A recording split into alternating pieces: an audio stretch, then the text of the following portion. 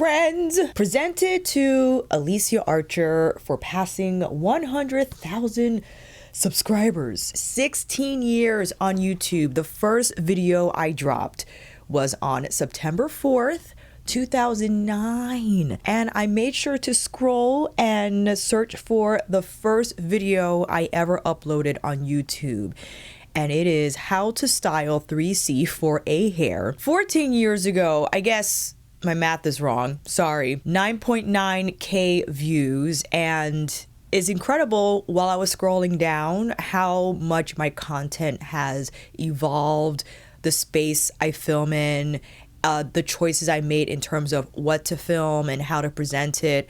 So I thought today's video would be fun in just running a simple get ready with me as I speak about my YouTube journey and what it took for me to get here to 100,000 subscribers.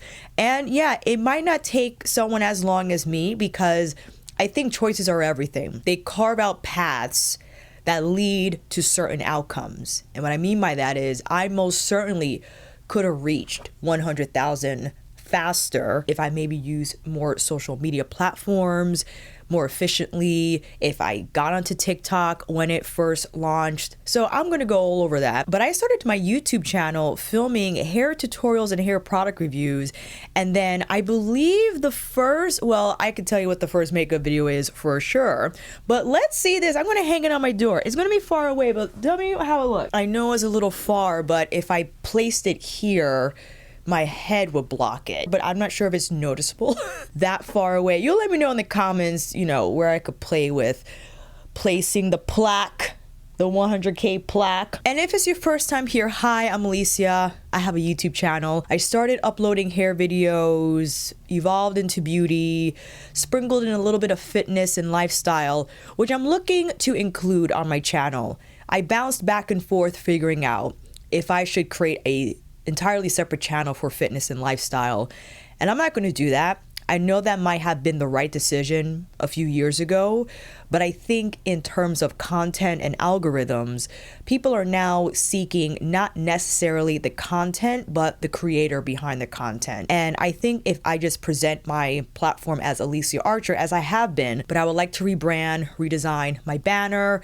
choose a different color palette, and just be more open to different options in terms of my brand. And yes, it is a little tricky because I am known as Archer Moves on Instagram. If you hop over there, you'll see a lot of fitness and lifestyle, which is my main gig. I am an online coach, but I help people with habit modification, not only just giving them exercises to do, but figuring out those friction points and how come they're not going out in participating in movement and what's blocking them from shifting their lifestyle. I try to get into like the nitty gritty of why those choices are hard and figuring it out. So that's what my main gig is. But in totality, I love to educate. I'm not a professional educator. I didn't go to school for it. I went to college for a dance degree and I have like a minor in Latin. No evidence of that at all in anything I do. And I went to work for Equinox as a front desk associate for years. And while doing that, I was uploading hair videos and took a hiatus because I started teaching classes and fell off the bandwagon for like 2 years. I took a 2-year hiatus from YouTube, and that definitely stalled my growth. And you know, this happens the longer you wait. You have a hard time diving back in. It just becomes tougher and tougher returning to the thing that you're just so apprehensive about. But I finally bought a new camera. I believe it was a Canon, my little Canon, and I just started uploading again. But back to the point of what was my first beauty video, it is this bronze eyes, glowy skin makeup tutorial part 1. And I think I used a Too Faced palette. And I had tried to like rearrange my filming setup where before I was filming, I mean, the whole bedroom situation is different. I had a queen size bed. So at first I was filming at the edge of the bed, and then I was filming side edge where it was right in front of my window, figuring out lighting. And then I have this backdrop that I haven't been using. I'm just using what you see here. That I would have a backdrop behind me to give me an off-white background, and I started filming in front of that. But ever since my bronze eyes tutorial, I was hopping back and forth between hair tutorials as well as makeup tutorials. And one of my highest performing videos was when Diva Curl dropped their new Super Cream product, because it was developed for like curlier, kinkier textures, and I wanted to review it, and I was happy with the engagement that video garnered. And of course, going into more product reviews, and this was around the time I was working with Kohl's, and I'll never forget how I was trying to get my hands on this Nikkie Tutorials and Too Faced palette. Remember the hoopla around that palette, fam? My goodness. I can't remember the details, but overall, I think the Too Faced CEO paid Nikkie like just pennies for this collaboration. And it was like a thing where the number got released and everyone was like, oh my goodness. And then I started kind of dabbling in movement, and when I posted this, how I became flexible, as of now, 243,000 views, and this was probably one of my first videos that I've encountered a high degree of snarky comments where people were like, this isn't a video about how to get flexible, this title, like they were complaining about the fact that how I titled the video and what was included didn't align. And what I have in the video is explaining my journey as someone who's been dancing, but not professionally and recreationally rather, had a hard time increasing my flexibility. And finally, when discovering the circus arts and contortion, that's when sparks started to fly. And I covered huge grounds in improving my splits and my back bends. But people like wanted, I guess, a lesson. And it's just like, I don't know you, your body, your injuries, your limitations, where you are now. How would I be even able to post a video, although there are videos out there that I don't agree with, how to get split in like 30 days or whatever. So that was an interesting upload. And then I also followed up with my handstand story, because as someone who doesn't have a gymnastics background, I wanted to explain how I was able to learn such a skill so late in the game, like especially for that movement discipline, because with gymnastics, you start as a kid, ideally. So learning handstands or any type of inversion as an adult can be scarier, because you just have a tighter grip on fatality and not wanting to get injured and all that. So it's not as smooth as like a transition. And then I fell upon these like Halloween videos I posted. I thought this was a fun look, the dead glam makeup tutorial. I thought I did good. From 8 years ago, it only has 353 views.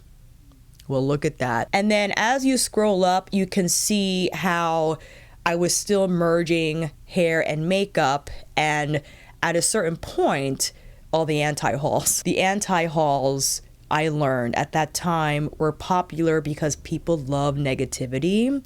And being newer to the YouTube space, even though I had a hiatus, I realized that I would get more engagement if I talk crap, right? And that still, I think, is a popular way to go, even in this day and age. Not realizing that was probably not a good idea to have my robe and everything hanging behind me. But I was in this mode of like, well, this is my room and I'm keeping it authentic. And I'm like, well, you probably could have chosen another decorative something to put there, but it's okay, Alicia, we live and learn. But no more anti-hauls. And I learned also now, if I want to critique a product, which is fine, I'm not saying no one should critique products.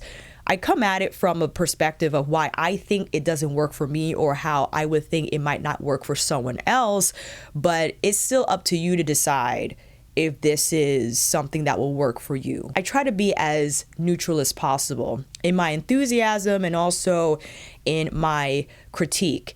And of course, I learned the hard way, and I don't think I'll ever do an anti-haul again. So I did a few of those, and then we got into the Pat McGrath.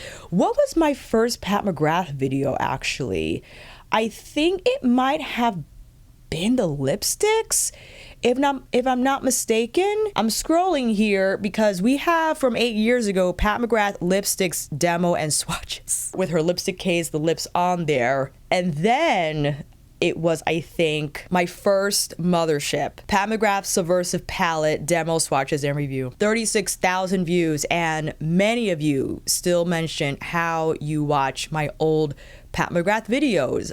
Those are fun tutorials, and I get requests all the time to just hop on here and do tutorials with mothers, old motherships, and I should. One of you had suggested, Sherry specifically suggested, maybe I up my YouTube membership again and create content that's more about tutorials with palettes that I already own that are not new. So thinking on that, seeing if I can manage that separate membership option and not get overwhelmed, because I am still a one-woman show. Despite my efforts in trying to work with an editing team, I just have to find an editing team that is good. I think this last team I work with just wasn't up to par, and I'll say it, I'm hard to edit. I'm difficult to edit because I mess up a lot. I repeat myself several times, sometimes several times, and even I get frustrated with myself when I edit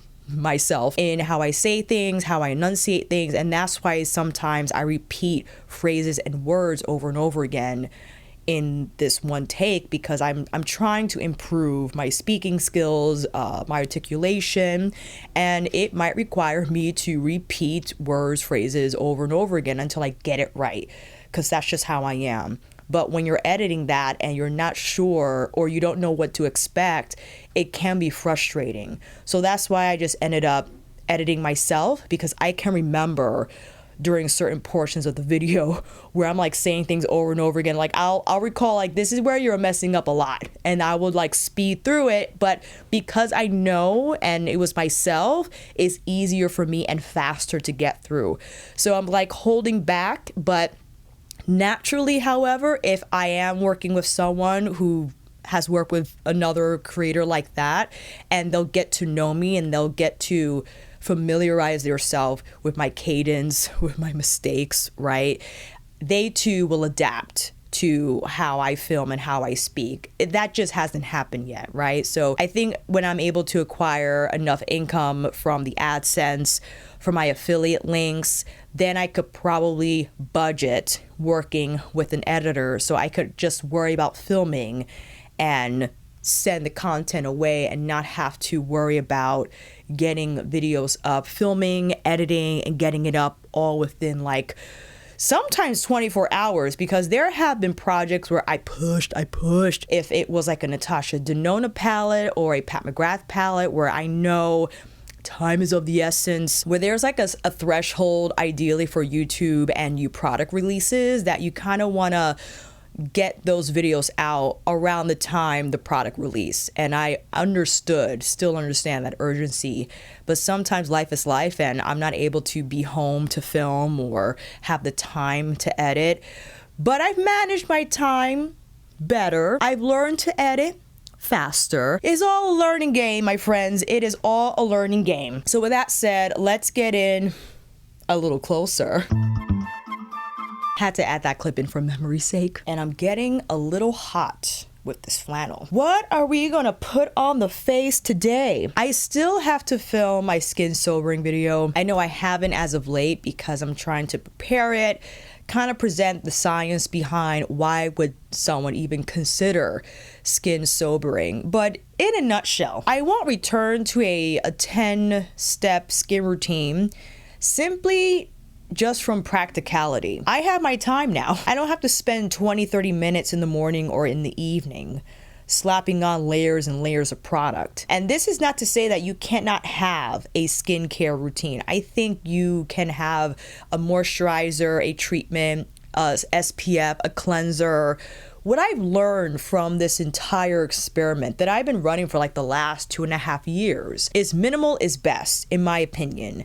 And you don't need all these like different serums and essences and toners and ampules. I understand how people become tempted with those routines because I think they want something ritualistic to have in their life, something that they can rely on, where it's been touted as self-care. And I'm like, okay, well, my self-care is going to the gym. I rather commit more time to that than putting stuff on my face. I'm not saying that I'm better than you for making that choice, but in terms of ensuring my body doesn't start to degrade precipitously at a certain age, because I'm 40 now, this is where strength starts to decline, bone density starts to like this. So I want to make sure my body armor is ready for aging. I'm not saying I'm going to prevent aging, but I would like to offset the symptoms of aging so they're not as severe early on. And that's how I choose to devote my time in regards to self-care. When it comes to my skin deserves care. I just don't want to commit a huge part of the pie to it. Cleanse it. I'm going to put my different gel on and put Vaseline on. Or on days like this, when we're going to do the makeup that I wear. Okay, hold on. I have 2 huge makeup bags here. I think a declutter is due soon, as I have purchased and required a lot of makeup as of late. But this is an example. Prada Augmented Skin Cream. Deluxe sample that was kindly gifted to me by Cynthia over at the product counter at Nordstrom. If I buy this product, which is like $400 a jar, it's not because I think this formula just completely restructures my skin barrier and does all the things. I do recognize and acknowledge that it does provide an immediate difference to my skin texture and tone upon application. And I enjoy how my skin feels after applying it, and I think it's lovely under foundation. It's also a fantastic foundation mixer. I mix this with the Tom Ford because I have a lot of sample left, and it gives the Tom Ford Architecture Radiance Foundation lovely fluidity and movement on the skin. It's lightweight. It's like a gel cream. It's an amazing texture, right? Was it expensive? But again, this is not to say that CeraVe can't do the same thing. But I do acknowledge how the Prada Beauty texture is sublime. It's just so nice. But something I wouldn't apply on my skin every day, because in the Skin Sobering book, it explains that your skin has what's called NMF, natural moisturizing factor, that it produces on its own. When you apply moisturizer, you're blunting that ability and basically telling your skin, you don't have to produce that, even though you can, because we're here. And when you remove your moisturizer, your skin was like, well, you said not to do anything about the dryness, so I'm just gonna sit here and do nothing. That's where you have to keep applying. And also having moisturizer, almost it's like a tack pad, right? Especially when you're putting on like not only moisturizer, but toner, essence, serum, blah, blah, blah. That makes your skin even tackier. And what sticks to tack? Dust, pollutants, whatever, the stuff that a lot of these skincare brands say that, it's going to ruin you. Except, our skin's an organ, and it could protect the body pretty well without all the magic potions, but that's another conversation. Because of all the stuff you have, you now need to wash your face. And when you wash your face, you're breaking down the stuff that keeps the natural moisturizer factor intact. And anyway, so you're disrupting the cycle. You're disrupting your skin's ability to take care of itself when introducing all these products to it. And it is an excretory organ, meaning it is meant to push out and exit. So the claims that we encounter, that we see about creams or whatever giving the vitamins and the nutrients, that's not happening. It might happen, again, you might have an instant change in skin texture and how it looks, but internally, like, your skin's laughing at you from the inside. But because I've been picking around, I've now introduced different since, I believe, I can't remember, was it July? I have it on my calendar, and it's been doing well. My skin's been appearing more even in tone, and because it's the only active I use, I could attribute my skin success to that. I'm now applying a gazillion things at once.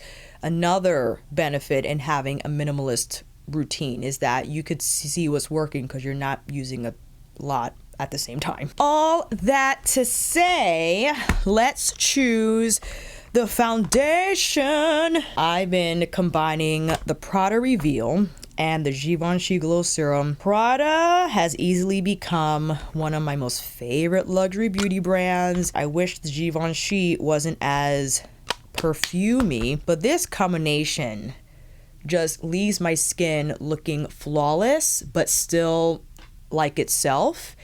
It's smooth, it's lightweight, but provides that beautiful coverage.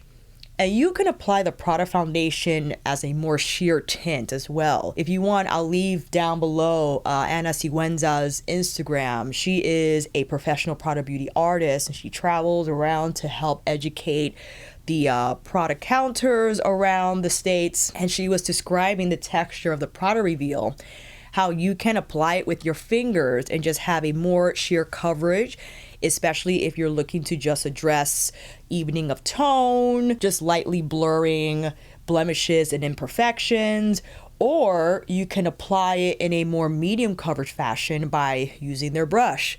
And that Prada foundation brush, I have my eye on it. I have their concealer brush, and it is nice, but that Prada foundation brush, it has like the laser cut design on the bristles.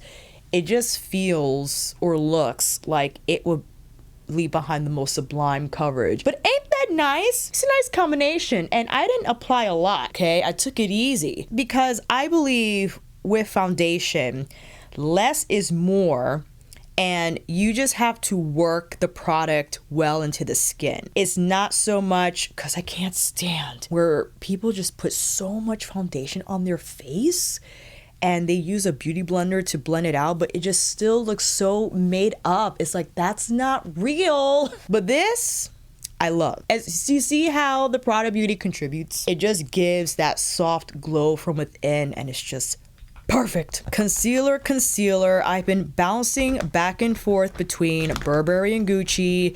Both I love. I do love the Gucci slightly more. However, I enjoy Burberry's creamy texture and slightly more golden undertone. But because I have both here in front of me, I like to apply both and just get a little bit of Gucci's self-setting ability, and also with a little bit of Burberry's just creamy texture.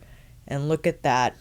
Ooh. Now at this time, I would have liked to have already posted my Bishodo video that you can see each of these brushes in action. I'm just waiting for the Uyeda Bishodo global team to get back to me if they want to create an affiliate program or if I should just direct everyone to their site. But this is the BTC01.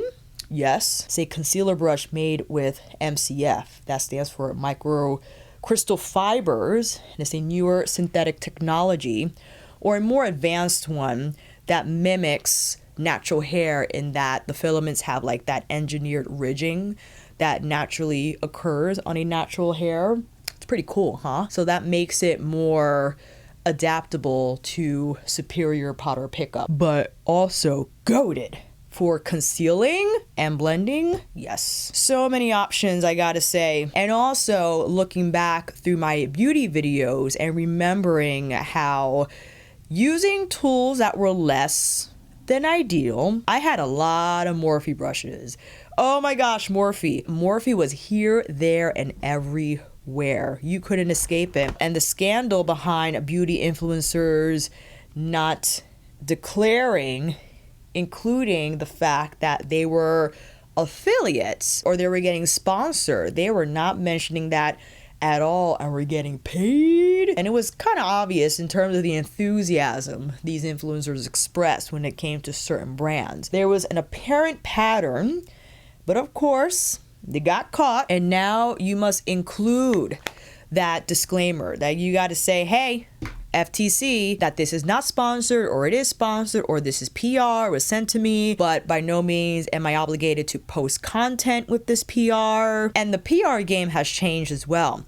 I appreciate how now, especially with platforms like Shop My, you can collaborate with brands and chat with them, but you also have the choice of choosing what you will like gifted. You're not getting sent these huge boxes, or maybe I'm just not, maybe because I am still a smaller beauty creator, brands are not just sending PR to me like that, because I do still see some crazy PR being sent to the more popular influencers. But gotta be honest, don't mind not receiving all those packages.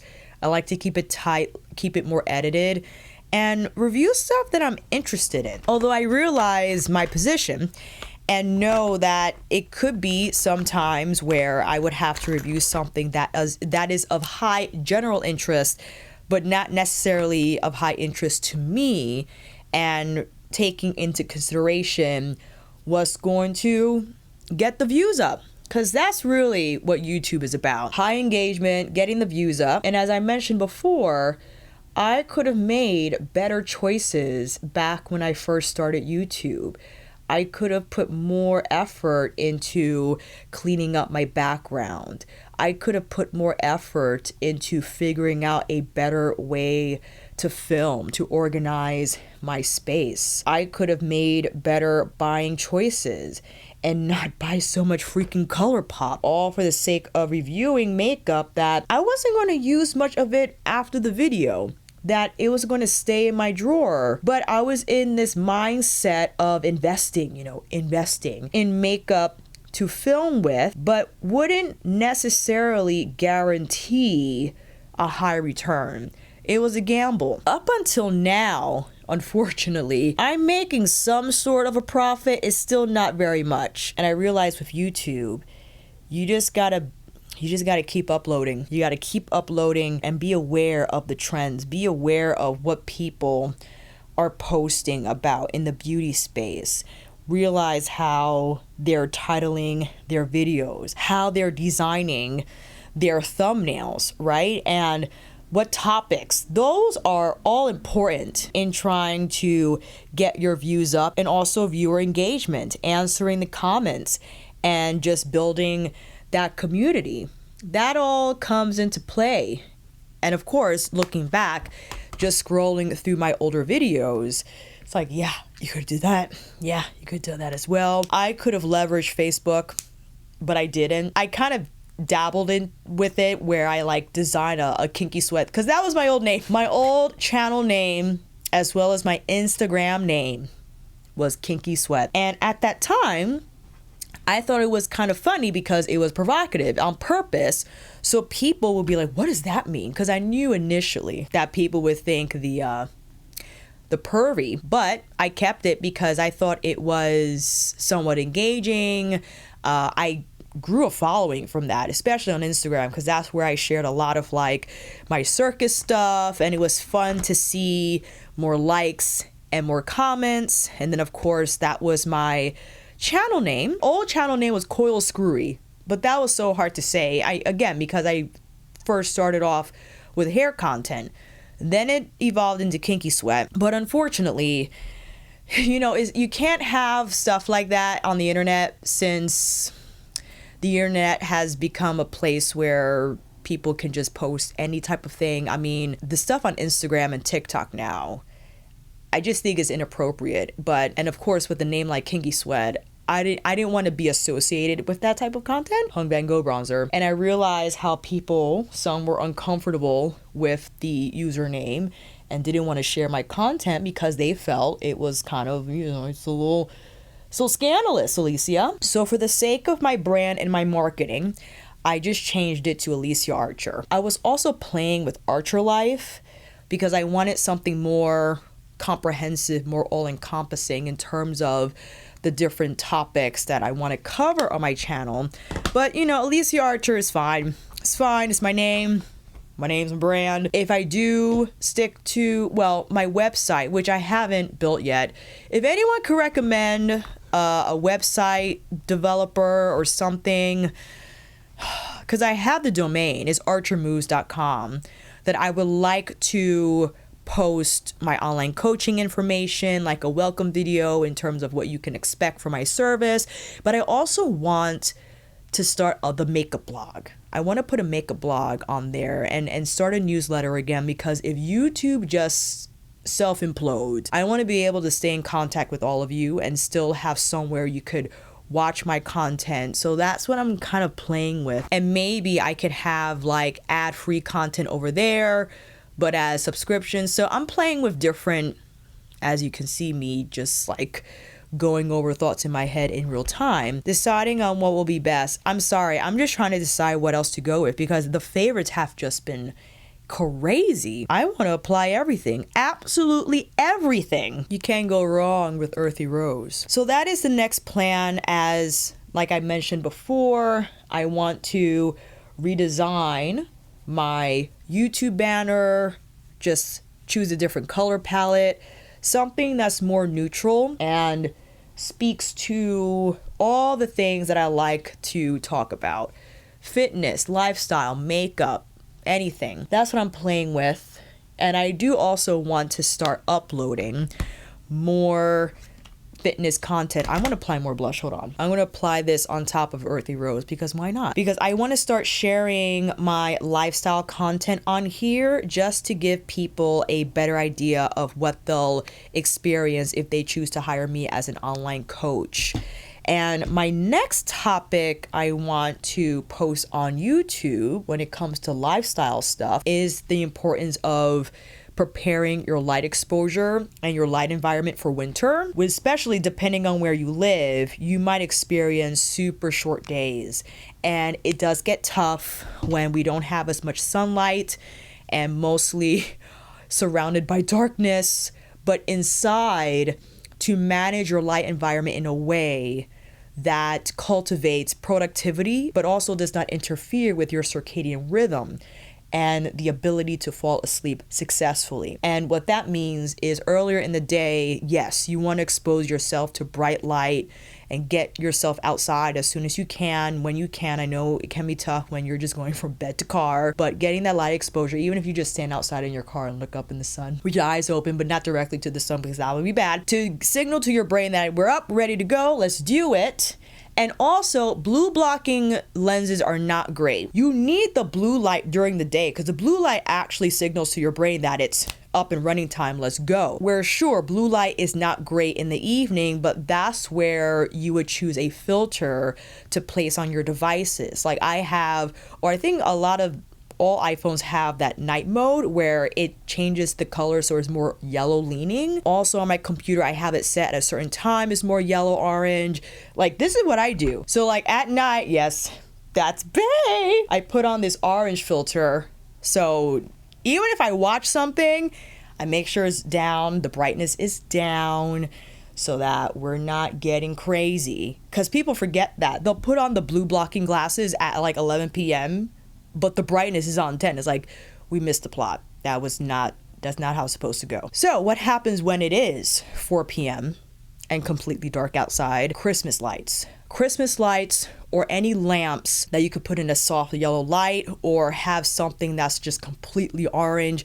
My light that I film with has a function where it could be like cool blue or warm yellow. I put it all the way warm yellow on the lowest brightness where I still need to work, and I have my Christmas lights here on this side. I have Christmas lights here on this side. I got Christmas lights, and they're the soft yellow type, by the way, not the bright clear blue type. We don't want those in my bathroom, because think about it, right before bed, when you're going in there flossing your teeth, I hope you're flossing, and you turn on that bright light, it just interrupts. It slows down, or rather suppresses, rising melatonin levels. Your melatonin is what helps you fall asleep. That's the hormone that helps you fall asleep. So when you are exposed to that bright light late in the day, it's disruptive. It confuses. It's like, is it time to work? I thought we were going to bed. What's happening? With the softer light, you can still see and do what you need to do, but it's not as stimulating and it's not going to throw you off. And especially if you need some light in your environment to continue working, but it won't interrupt you falling asleep, especially if you've been trying to keep a good sleep schedule. So that's kind of how I want to jumpstart my my lifestyle series here on YouTube. Also including how you can get started in the gym if you haven't been in the gym before, if you don't want to be overwhelmed with like bodybuilding science and VO2 max stuff, like you just want to know the basics of the basics, and in layman terms what you need to do for an effective lift, but not take over your entire life, right? Although it can. Like, listen, if you have started from a place where, I love this highlighter, that you feel ultra anxious and apprehensive about going to the gym, is not for you, but you know you got to get stronger, and the TheraBands are just not doing it anymore. The 5-pound weights in your living room, not doing it anymore. You start from like the basic, and with the mindset that makes you feel, I ain't never gonna love this, you might actually end up loving it more than you expected. It's definitely a little bit of a spiritual transformation that happens. Speaking about this with my client, we were talking about her program and how when she's at the gym and tries a new exercise, I was explaining how you have to become familiar with your own discomfort tolerance in figuring out how much weight you could pull and stay within a good rep range and not totally gas out or go to failure. Not great with squats, but fine probably on the pull down machine. And she had mentioned a few times where she took a chance in lifting something heavier than what she thought possible, and then she did and then surprised herself. And I'm like, yep, that's what happens where you expose yourself to this voluntary discomfort and discover how you could push more than what you thought. You could break through limits that you didn't even know were there, but went beyond. It changes you as a person. I think we get distracted by the pageantry of the gym and the aesthetics of it all, but gym work is some spiritual work because you are there with yourself, and inevitably you have to work on yourself when trying new things you never tried before, when trying to push through discomfort that you've never felt before, and you make new discoveries about yourself. And that 100% changes your thoughts. It rewires you completely. It changes how you interact with others, how you manage your relationships. It's some big stuff. So I want to get more into that, and even just make videos, upload videos with simpler content. How can you program yourself? And just make as much information available to everyone as possible. If they're trying to change their life as well, they just don't have the tools and they feel overwhelmed, because I'm not in the fitness space officially on YouTube, but I can tell you right now, the fitness space on social media as a whole, whoa. But back to these eyes. We got so many palettes, fam. My goodness, so many palettes. The recent release, Lightwork 7. I got the Louis Vuitton on standby. I got Bibliophilia on standby. There was something I wanted to apply. Was it the, you know what? Hold on. Let's go with the Dior. Because Fiery Circus, surprisingly, could be a fun like red moment on the daily, because the powders are quite soft, so the shading is sheer on how it goes on the eyes. But the goated shade is this mauve that, let's see here, I want to choose this Pine Squirrel brush. I don't have primer. I do have primer, I just forgot to put it on. My Suku package, the one for a holiday, has been delayed for like a week. I don't know when that thing's coming. I feel bad because I wanted to share about the collection, although people have expressed their frustrations when wanting Suku, but ordering Suku from Selfridges is like, oh my gosh.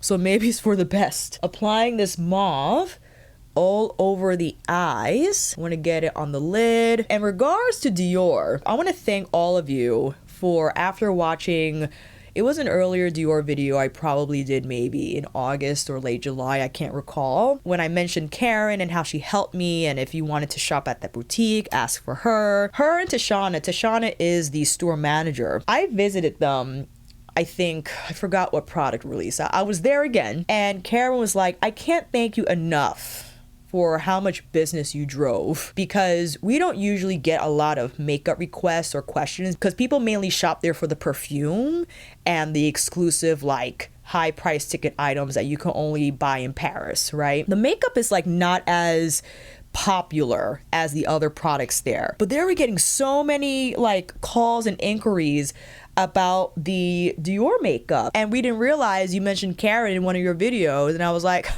please. They were so thankful, and I was like, it is nothing at all. It's the least I can do, because I felt well treated there as a customer. And if someone helps me, I'm gonna, going with the red, I'm gonna let my audience know especially if they want to inquire further about a certain product from Dior. And Karen has clients all over the state. She was saying that one of her clients in Seattle watched my video, and I was like, oh my gosh, such a small world. Whatever I can do to share the love and also to help anyone shop online, because I know it can be quite frustrating when you're not there in person with these textures.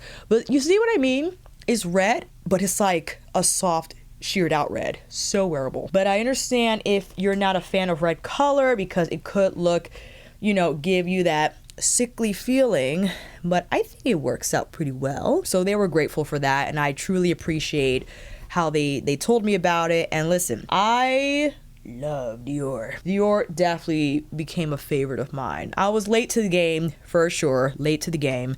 But we are here now, going with that tangerine like on the center-ish, like center down.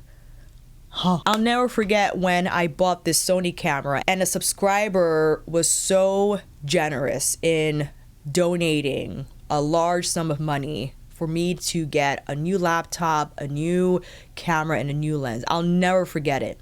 I'll never forget it. That was a huge milestone on YouTube for me because I realized I needed to up my equipment, get new stuff, but be reasonable about it, right? I didn't want to get the super new, just new enough to get me where I can cause traction. You know, we're gonna go in with the dark brown from Monogram Rouge. I know it's not in the actual palette because I have Nude Mirage in here. So subscriber helped me out with that purchase, and I just could not be more grateful for it. I couldn't believe she was willing to help me financially with that. And ever since then, I've been using the same camera and the same lens. I upgraded my laptop. So the one I had before that, she helped me with that laptop purchase as well. And every time I use my camera, every time I use my lens, I swell with gratitude because with her help, and many others also, many others chipped in to help me with my equipment upgrade. It has been tremendously helpful. And I'm at a point where this camera's great. It overheats, unfortunately, because I decided that to film in 4K, and when you film in 4K, the camera gets hotter than when filming in 1080p. So I just have to take little breaks so my poor camera can get a breath. And the files are larger, so I have to be better with my storage management. But that's not a problem. Those are easy trade-offs to have to deal with for this type of quality. I think at that time I purchased my Sennheiser mic, which has been astronomically helpful. Audio for me is more important than the picture because you could have a killer blurred background, you could have the most decked out whatever going on behind you, but if your audio is I think people are less inclined to listen because some people listen to my YouTube videos in the car. I don't want to sound in the car, you know what I mean? With crazy background noise and whatever's going on. So that's why I made sure to invest in a good mic and a mixer, and I've been using the same mic and mixer for years, same camera for years.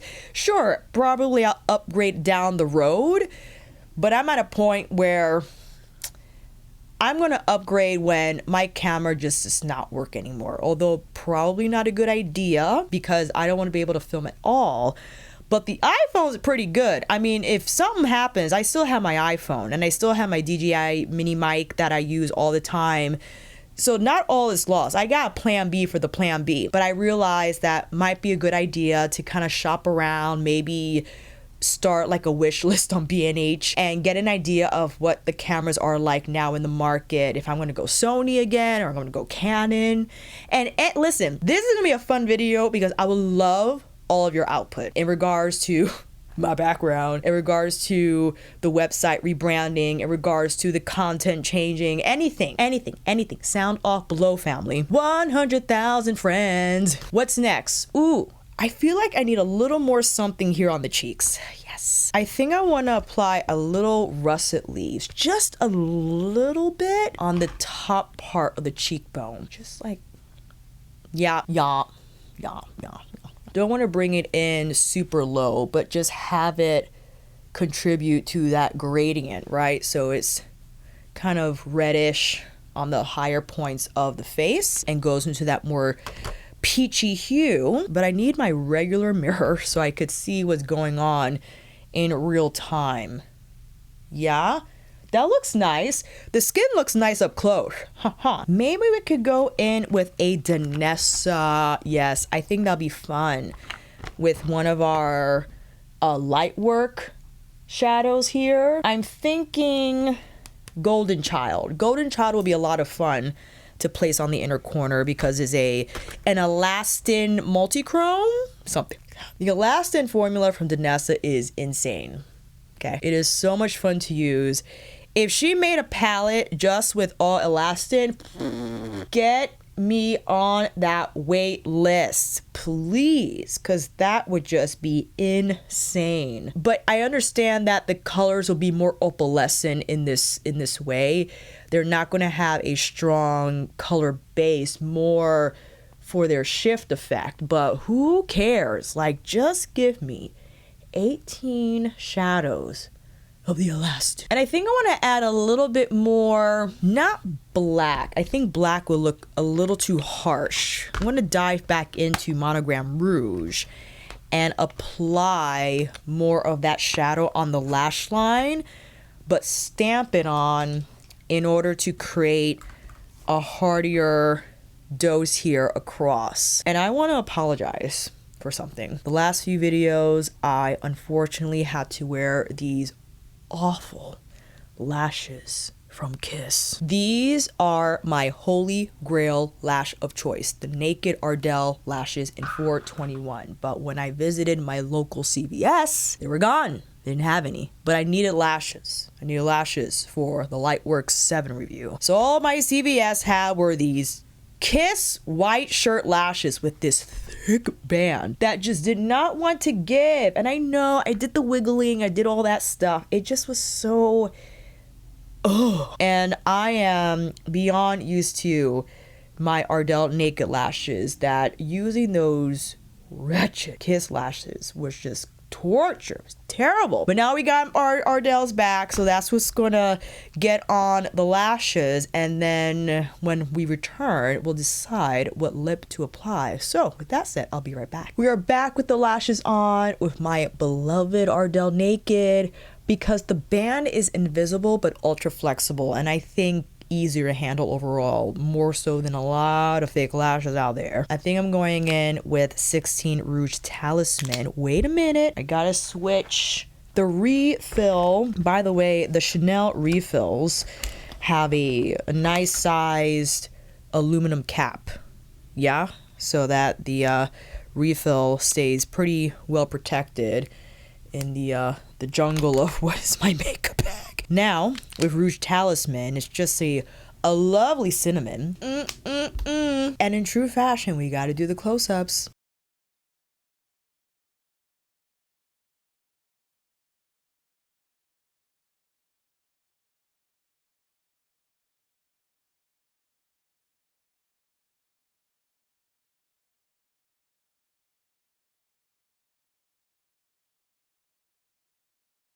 And we have our final close-up looks of our Get Ready With Me, our 100,000 Friends special. And I have to end the video by saying a simple thank you. Thank you for giving me a shot back in 2009. Thank you for continuing to watch me since then, by sticking with me all through the changes, all through the decisions I made, supporting me, helping me improve in whatever shape or fashion, be it suggesting this, suggesting that, and just being there. I can't ask for a better audience, a better support, anything that you did, from clicking, even if you just left my videos running in the background while doing something else. At least I was tolerable enough to be yapping while you're doing something else, and sharing my videos, telling people about me, recommending me, watching my content on Instagram and how that evolved over there, and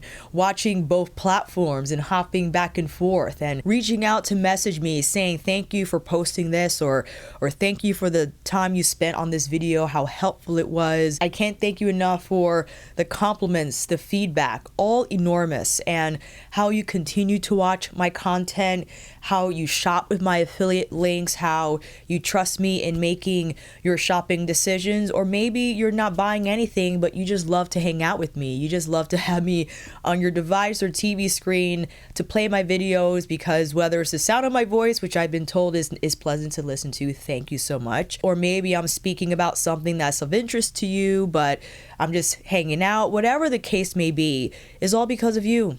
Is all because of you. The time, the support, anything that you contributed, again, even if it was just a like, it just helped tremendously. All efforts count, and I can't thank all of you enough for helping me reach this tremendous milestone.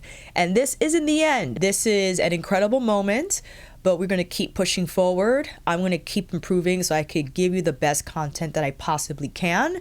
I'm going to continue being open to how I film and how I speak and what content I choose, and to engage with all of you in a way that's going to help me get there. I can't wait for what's in store. So thank you all so much. Thank you for the opportunity you have given me ever since the beginning. And thank you for continuing to give me that opportunity, to give me your time, to give me your trust, to give me your watch. Friends, we have more to do, more to accomplish. I will not stop rising. Thank you again for watching, and I will see you on here next time.